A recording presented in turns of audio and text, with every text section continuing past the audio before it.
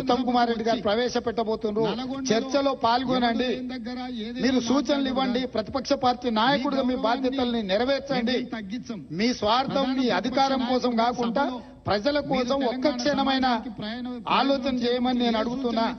నేను మొన్న కూడా చెప్పిన, ఈ రోజు చెప్తున్నా, కృష్ణానది జలాలు కేంద్ర ప్రభుత్వానికి అప్పచెప్పడంలో ఏనుగు పోయింది, తోక మాత్రమే మిగిలింది. ఇప్పుడు ఆ తోక పట్టుకొని ఏనుగును గుంజే ప్రయత్నం మా ప్రభుత్వం చేస్తుంది.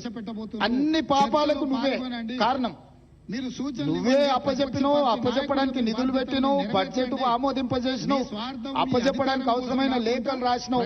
ఇవాళ తోక మిగిలింది, ఆ తోక పట్టుకొని మేము గుంజే ప్రయత్నం చేస్తుంటే ఇక చూసిరా ఏనుగుడు కూడా టిఆర్ఎస్ కాపాడితే కాంగ్రెస్ వాళ్ళు కేంద్రానికి అప్పచెప్పారు. అదే విధంగా కాళేశ్వరం అవినీతి మీద ఏదో ఆయన ఎంత అల్కగా మాట్లాడుతుండే, ఏముందా 4 పిల్లర్లు కుంగిపోయినాయి. నువ్వే ఆయన ఎంత బాధ్యతారహితంగా మాట్లాడుతుండో. ఈ తప్పిదాలల్లా ఆయనకు భాగస్వామ్యం లేకపోతే ఇంత అల్కగా మాట్లాడతాడా? ప్రతిపక్ష నాయకుడిగా ఇదేనా మీ వ్యవహారము? ఇవాళ నీళ్లు నింపలేదు కాబట్టి మిగతా మిగిలినాయి. నీళ్లు నింపితే అది ఉంటదా ఊరుతుందా ఏమైతో తెలుస్తుంది.